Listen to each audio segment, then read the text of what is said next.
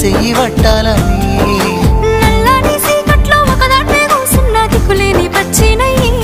బావా నువ్వెప్పుడొస్తావని ఏళ్ళైపోతుంది పిల్ల ఎన్నెలొచ్చింది మన బతుకులా ఏలైపోతుంది పిల్ల ఏలు వట్టంగా వస్తున్నాయా ఇన్నాళ్ళ ఎడబాటు ఎడవాసిపోతుందిలే ఈ సీనయ్య గుంటున్నదే సినదారా నీ కోసము ఈ దూరాన్ని చెరుపుతూ తీరాల కగిలింది అందాల ఈ మానవు